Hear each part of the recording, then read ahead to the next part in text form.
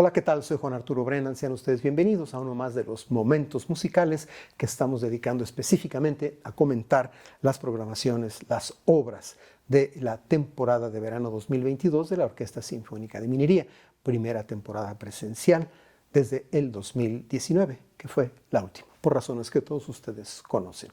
La programación de hoy es harto interesante, incluye sendas obras de John Tauer, de Dmitri Shostakovich, de Daniel Freiberg y de Pacho Flores.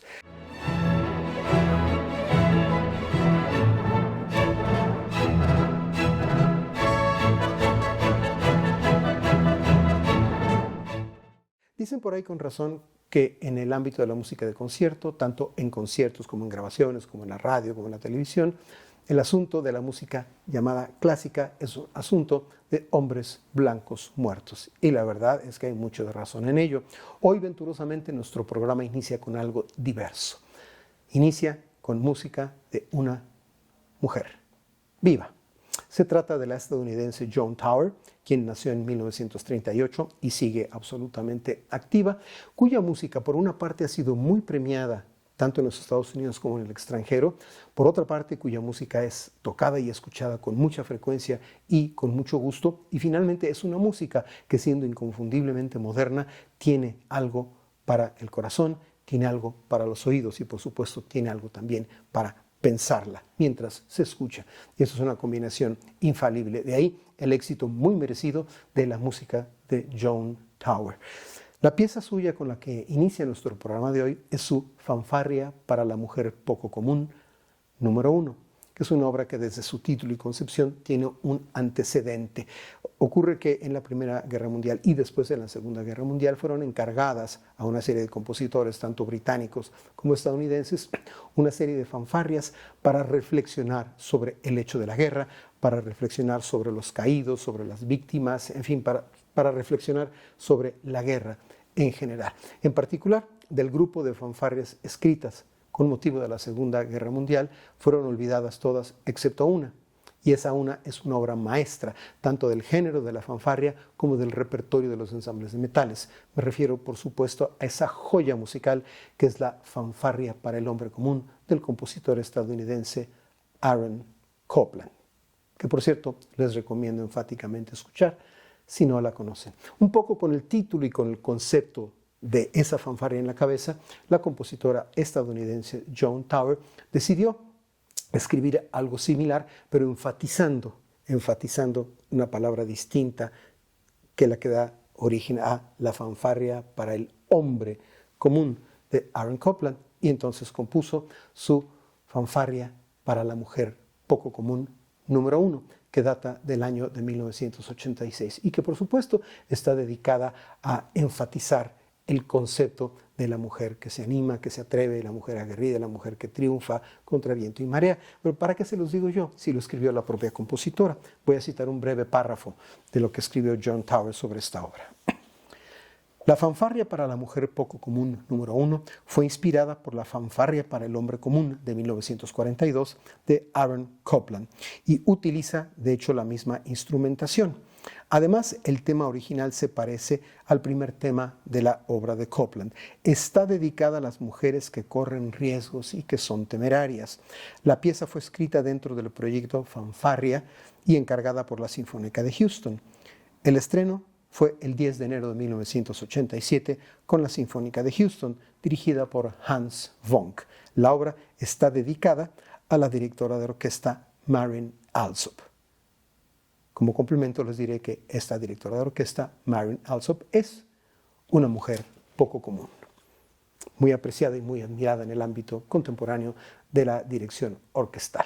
Ya lo dijo Joan Tauer, yo no tengo más que añadir al respecto de esta obra en particular que van ustedes a escuchar en este concierto, en este programa de la Orquesta Sinfónica de Minería. Simplemente comentar que con motivo del éxito que tuvo no solamente la fanfarria misma, sino la idea de escribir una fanfarria para la mujer poco común, Joan Tauer se siguió de frente. Y hasta la fecha, la última vez que revisé los datos fidedignos, me estoy refiriendo a este verano del 2022, Joan Tauer ha compuesto 6 fanfarrias para la mujer poco común, numeradas del 1 a la 6, y sería muy extenso detallarlo aquí, pero cada fanfarria tiene un origen, una intención distinta, fue resultado de un encargo distinto, de una idea distinta para una finalidad distinta. Están dedicadas, cada una de las otras 5, a distintas mujeres y por supuesto han sido estrenadas con distintas orquestas en distintos momentos, en distintos lugares. Para concluir les diré que la fanfarria para la mujer poco común número 1 de Joan Tower ha tenido tal éxito que desde su estreno y hasta la fecha ha sido interpretada por todo el mundo por alrededor de 600 ensambles musicales distintos. Iniciamos nuestro programa con la fanfarria para la mujer poco común número 1 de la compositora estadounidense Joan Tower. La segunda obra de este programa es la espléndida y además históricamente importante Sinfonía número 10 del gran compositor ruso Dmitri Shostakovich, una obra que tiene un contexto harto complicado. En el año de 1948, la Unión de Compositores de la Unión Soviética realizó un congreso en el que los jerarcas de esta unión se dedicaron a enjuiciar públicamente y a destruir a varios compositores cuya música no creían que cumpliera los dictados del realismo socialista y que no era música apta para la dignificación y edificación del pueblo. Entre ellos estaban Dmitri Shostakovich, Aram Khachaturian, Sergei Prokofiev, los principales, y algunos otros menores. El caso es que esta censura en ese congreso, evidentemente aprobada desde arriba por Joseph Stalin, implicó que los compositores condenados intelectualmente, no los mandaron al Gulag por fortuna, las fortunas y la suerte y la divulgación y el aprecio de su música pues bajó, porque básicamente su música pasó a un segundo plano prácticamente por decreto. Entonces, los años subsecuentes a ese congreso de 1948 fueron muy difíciles para esos compositores, particularmente para Dmitri Shostakovich. Desde antes ya, incluso desde antes de que la censura oficial hubiera destrozado su ópera Lady Macbeth del distrito de Msensk, Shostakovich vivió una vida musical y personal prácticamente esquizofrénica, porque de vez en cuando le convenía, el régimen le daba una condecoración, le daba el premio Stalin, el premio Lenin, lo nombraba artista emérito de la Unión Soviética, etcétera, etcétera. Pero cuando Shostakovich escribía alguna música o decía algo que no iba con el régimen, entonces lo vapuleaban. Entonces Shostakovich vivía entre el honor y el terror, y esto por supuesto está reflejado en mucha de la música de esos años. Se acerca el principio de la década de los 50 y en ese tiempo Shostakovich hizo algo que muy probablemente otros compositores también tuvieron que hacer. Escribía música apegada a los dictados del realismo socialista para glorificar a este héroe, a este patriota, a este hecho histórico heroico de la nación, y la daba a conocer. Pero mientras tanto componía obras en las que realmente ponía todo su corazón y toda su emoción, pero que como no las podía sacar a la luz porque seguramente iban a ser censuradas, las guardaba en un cajón. Esto terminó prácticamente el 5 de marzo de 1953, que fue el día de la muerte de Joseph Vissarionovich Djugashvili, mejor conocido como Joseph Stalin, que curiosa y dramáticamente, entre paréntesis, fue el mismo día que murió Sergei Prokofiev, otro de los grandes compositores que fueron hostigados por el régimen stalinista. El caso es que a la muerte de Stalin algo se aflojó un poco en el ámbito cultural y Shostakovich y otros compositores pudieron empezar a dar a conocer partituras mucho más personales, más íntimas, que habían tenido que esconder por razones evidentes. Entre estas obras está la 10ª Sinfonía de Dmitri Shostakovich, y la razón fundamental por la que Shostakovich la tuvo que esconder es que su segundo movimiento es un retrato musical feroz, agrio, áspero y ácido de Joseph Stalin. Había además un antecedente, cuando Shostakovich, que de alguna manera sí era considerado por efectos de conveniencia, por el gran estatus que tenía en todo el mundo como gran artista soviético, cuando le llegó el momento de componer su 9ª sinfonía, Stalin pensaba que el gran Shostakovich iba a componer una enorme sinfonía vocal coral en alabanza al mismísimo Joseph Stalin. Pero Shostakovich, aún a riesgo de su vida y su seguridad, compuso una novena, que es una sinfonía espléndida, pero compacta, hasta cierto punto ligera, y que no tiene absolutamente nada que ver con ninguna loa de Stalin. Y por supuesto, esto a Stalin lo enojó mucho. Y el contexto de este paso entre esa novena, que no era lo que Stalin esperaba, y la décima, donde está el retrato de Stalin, hay toda una serie de circunstancias muy complejas que el propio Shostakovich resumió con estas palabras. Yo no podía componer una apoteosis para Stalin, simplemente no podía. Yo ya sabía lo que me esperaba cuando compuse mi novena sinfonía, pero sí hice una descripción musical de Stalin en mi siguiente sinfonía, la décima. La escribí inmediatamente después de la muerte de Stalin y nadie ha adivinado todavía de qué se trata la sinfonía. Se trata de Stalin y de su época. La segunda parte, el scherzo, es un retrato musical de Stalin, más o menos. Claro, hay muchas otras cosas en la sinfonía, pero esto es la base. Quizá lo único que habría que dudar de esto que escribió Shostakovich es cuando dice que escribió la sinfonía después de la muerte de Stalin. Muy probablemente Shostakovich ya tenía cocinado parte de este material y cuando murió Stalin en marzo del 53 le dio velocidad, probablemente fue entonces cuando compuso ese segundo movimiento para poder darla a conocer finalmente cuando ya no estaba el dictador ahí. Un elemento importantísimo que hay en la sinfonía es un uso bastante nutrido de un, ¿cómo diría yo?, un lema musical, un motivo musical que Shostakovich construyó para identificarse a sí mismo a partir de las letras DSCH, que serían Dmitri, y SCH, Shostakovich, al estilo alemán. Da la casualidad de que esas cuatro letras tienen un equivalente en la nomenclatura alemana a notas musicales, ¿sí?, que son re, mi bemol, do, si. Re, mi bemol, do, si. Es un pequeño fragmento musical que Shostakovich utilizó en esa época, en ese tiempo, con muchísima intensidad en muchas de sus obras, y en esta décima sinfonía está muy presente y es bastante identificable. Así que está el retrato de Stalin, está esta especie de firma musical suya, y hay algunos otros elementos menos, digamos, menos evidentes, pero que también son una descripción del ámbito emocional, creativo, musical en el que vivía Shostakovich bajo la sombra de Stalin, que finalmente se disipó cuando Stalin murió, allá en marzo de 1953.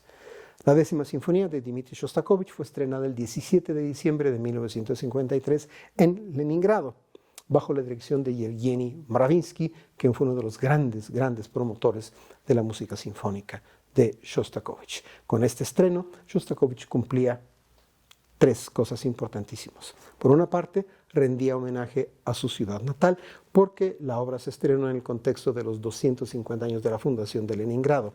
En segundo lugar, exorcizaba y enterraba al feo fantasma de Joseph Stalin. Y en tercer lugar, con este lema musical sobre las iniciales de su nombre, se convertía él en el héroe que se autoafirmaba con música ante las circunstancias que lo oprimían. Un triple triunfo bastante notable en la difícil, en la conflictiva carrera de Dmitri Shostakovich. La Sinfonía número 10 de Dmitri Shostakovich ocupa el segundo lugar en nuestro programa, en este programa de la temporada de verano 2022 de la Orquesta Sinfónica de Minería, que está dirigida, por supuesto, por Carlos Miguel Prieto. Este octavo concierto de la temporada 2022, temporada presencial de la Orquesta Sinfónica de Minería, tiene como uno de sus puntos culminantes la presencia de Pacho Flores, el enorme, espléndido, volcánico trompetista venezolano que en los últimos años ha desarrollado venturosamente para nosotros una cercana y estrecha relación con la Orquesta Sinfónica de Minería y con su director artístico, Carlos Miguel Prieto. Una relación que ha dado varios frutos ya y que seguirá dando frutos en el futuro muy cercano. En esta sesión, en este octavo programa, Pacho Flores interpreta dos obras con la Orquesta Sinfónica de Minería. La primera de ellas es un concierto para trompeta y orquesta titulada Historia de Flores y Tangos, original de Daniel Freyberg. Daniel Freyberg, nacido en 1957, bonaerense de cuna y neoyorquino por adopción. Un compositor que ha sabido sintetizar todo lo que hay en la música de su Argentina natal, con todo lo que hay en la música de Latinoamérica toda, más todas las influencias musicales que se pueden percibir en una ciudad tan culturalmente variada y compleja como Nueva York. Y esto hace de la música de Daniel Freyberg una música particularmente atractiva. Hay muchísimas cosas que yo podría decir sobre la relación de Daniel Freyberg con el trompetista venezolano Pacho Flores y sobre este concierto, pero puesto que el propio Daniel Freyberg me las contó y yo las transcribí, me voy a permitir citarlas. De entrada, dice Daniel Freyberg sobre su relación con Pacho Flores: conocí a Pacho a través de mi gran amigo y mentor Paquito de Rivera. Con Pacho hemos entablado una gran amistad y tenemos una gran química tanto a nivel personal como musical. Conozco muy bien su sonido, su estilo, sus gustos. A Pacho le gusta mucho lo que yo compongo y me lo hace saber constantemente. Esto me dio mucha libertad y seguridad al componer esta obra, donde mi inspiración fluyó con solo imaginarme a Pacho tocando con su maestría de siempre. Mi intención fue emocionar, sin academicismos y sin tratar de encuadrarme en formas musicales predeterminadas. Entonces esto como preludio o preámbulo a su concierto para trompeta Historia de Flores y Tangos me parece particularmente interesante. Resulta que el propio Freyberg asume que este concierto suyo guarda una relación simbólica con el que es el más importante concierto para trompeta de la historia, porque fue el primer concierto escrito para una trompeta totalmente cromática, es decir, que a base de un mecanismo recién inventado por Anton Weidinger podía tocar todas las notas de la escala. Me refiero, por supuesto, al concierto para trompeta de Franz Joseph Haydn, que, insisto, es el hito fundamental de la historia de este hermoso instrumento. ¿Qué dice Daniel Freyberg al respecto de la relación entre el concierto de Haydn y su concierto Historias de Flores y Tangos? Dice lo siguiente: Joseph Haydn compuso su concierto para trompeta a sus 64 años. Yo compuse también a mis 64 años el concierto para trompeta Historias de Flores y Tangos, el cual Pacho Flores interpreta con nuevos instrumentos que él mismo desarrolló en conjunto con el fabricante de trompetas Vicente Honorato. Estos nuevos instrumentos son trompetas, cornetas y fliscornos de 4 pistones en vez de 3, que amplían el rango de estos instrumentos una octava adicional en el registro grave. Ahí están las dos relaciones. 64 años tenía Haydn, 64 años tenía Daniel Freyberg cuando compuso el suyo, y además ambos conciertos escritos para trompetas con innovaciones técnicas recientísimas. ¿Sí? El caso es que en colaboración estrecha entre Daniel Freyberg y Pacho Flores surge este concierto de Historias de Flores y Tangos. Por supuesto, yo supongo que Historias de Flores no tiene que ver tanto con las flores de la botánica, sino con Pacho Flores. Y tangos, bueno, Daniel Freyberg es bonaerense y algo de tango hay en su espíritu. El caso es que a una pregunta muy específica mía, Daniel Freyberg me hizo el favor de mandarme unas líneas sobre la esencia de esta obra suya y me contaba lo siguiente. Historias de Flores y Tangos transita por la intersección donde se cruzan la música clásica, el folclore latinoamericano y el jazz. La obra consta de 2 movimientos. El primero, titulado Flores, tiene un marcado color latinoamericano, donde virtuosismo y texturas orquestales contemporáneas se mezclan con el guapango mexicano, el joropo venezolano y la chacarera argentina. El segundo movimiento, tanguero, despliega un intercambio de virtuosismo entre solista y orquesta a través de texturas sinfónicas que incorporan ritmos de tango y milonga argentinos, tanto tradicionales como contemporáneos. Los gestos y ritmos del folclore latinoamericano están realizados en su totalidad con los instrumentos de la moderna orquesta sinfónica. Así que con eso, en palabras del propio Daniel Freyberg, tienen ustedes un perfil bastante completo de su concierto para trompeta y orquesta, Historias de Flores y Tangos, al respecto del cual hay una historia.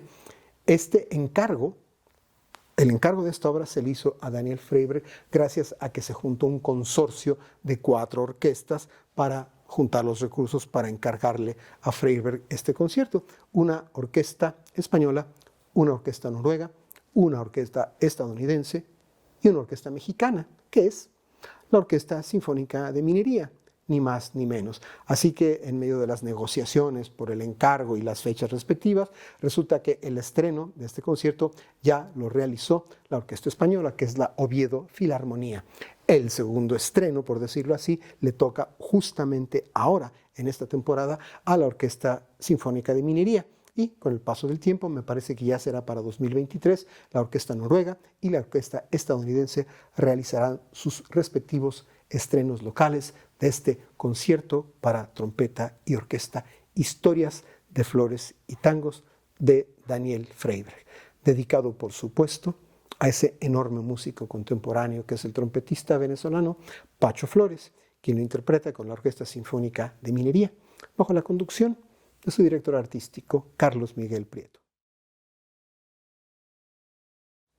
Y en la obra que concluye este programa de la temporada 2022 de la Orquesta Sinfónica de Minería está de nuevo la presencia espléndida del gran trompetista venezolano Pacho Flores. Y además está la presencia de un compositor venezolano, que es Pacho Flores. Así que en este concierto, Pacho Flores interpreta una obra suya. Lleva por título Cantos y Revueltas. Cuando estaba yo en el proceso de preparar las notas de programa que suelo escribir cada verano para la Orquesta Sinfónica de Minería, me comuniqué con Pacho Flores y le pedí que me mandara unas cuantas líneas sobre su obra. Pacho Flores, como buen venezolano tropical y efusivo, puede ser un poco excesivo a veces. No me mandó unas cuantas palabras, me mandó un par de páginas respecto a su obra mismas que cité religiosa y puntualmente en mi nota de programa. No lo voy a hacer ahora porque sería demasiado extenso, pero sí me voy a basar un poco en el texto de Pacho Flores para leerles un fragmento que es particularmente descriptivo de su intención en esta obra suya, Cantos y Revueltas. El sustento de Cantos y Revueltas está en los cantos de trabajo del campesinado, del ámbito rural de su Venezuela natal. Y por supuesto, Pacho Flores, en lo que me escribió y en lo que me ha contado verbalmente al respecto, menciona que por supuesto muchos de estos cantos tienen raíces dobles, es decir, raíces de música local y también raíces de música que vino de España. Fundamentalmente a lo que se refiere Pacho Flores en cuanto a estas influencias es el género musical titulado Revueltas, al joropo, que es fundamental en el folclore venezolano, y también al fandango, específicamente al fandango gaditano que vino de España. Y después Pacho Flores hace una consideración sobre cómo el arpa y la bandola, en la versión popular del joropo, de alguna manera intentaron ser no una imitación, sino una adaptación de lo que tocaba el clavecín en el fandango gaditano, es decir, una serie de interrelaciones musicales y culturales realmente fascinantes que Pacho Flores ha sabido integrar de manera deliciosa y además muy expresiva y muy efusiva en esta obra suya, Cantos y Revueltas. Entonces me habló de esos cantos campesinos, me habló del joropo, del origen del joropo que viene de una palabra árabe, es decir, árabe al-Ándalus, después la España más moderna, después de ahí a Latinoamérica. Me habló también de lo que son las revueltas y en la última parte del texto que me envió me decía Pacho Flores lo siguiente: de todas estas influencias nacen muchas variaciones de joropos y unas de ellas son las revueltas. Hoy día es impresionante ver y escuchar a estos campesinos sin una formación musical académica, ni siquiera básica, que son capaces de tocar con tantos recursos tan complejos estos joropos. Podríamos decir que el padre de esta música es el clavecín y que la madre es el fandango. Inspirado en estos dos géneros tan fuertes y presentes en nuestra cultura, he querido expresar un poco de la esencia y el perfume de estos cantos y bailes populares. Eso sí, sin necesidad de desprenderme de mi propia realidad artística y sin desmerecer el juego actual de la sociedad en este siglo XXI. Es por ello que estos cantos o coplas de trabajo y estas suertes de fugas, o por qué no, fugas revoltosas, tienen un toque de modernidad en la propuesta armónica y en la inclusión de ritmos actuales de jazz y salsa, tanto así que hasta nuestro famoso pajarillo es un pajarillo salsero. Y habiendo citado esta última parte del prolijo texto que me envió Pacho Flores respecto a sus cantos y revueltas, les doy un par de datos duros. La obra fue estrenada en enero del año 2018 con la Real Filarmonía de Oviedo, dirigida por Manuel Hernández Silva. En la trompeta, por supuesto, Pacho Flores, y con el acompañamiento específico, especial de Leo Rondón en el 4, porque resulta que Pacho Flores ha escrito en Cantos y Revueltas una parte bastante importante para el 4 venezolano. El estreno en México ocurrió en el año 2020 y ahora, con la Sinfónica de Minería, bajo la dirección de Carlos Miguel Prieto, Cantos y Revueltas de Pacho Flores se interpreta con los mismos solistas. Pacho Flores en la trompeta, Leo Rondón en el 4. Y es así como concluye el 8º programa de la temporada 2022 de la Orquesta Sinfónica de Minería.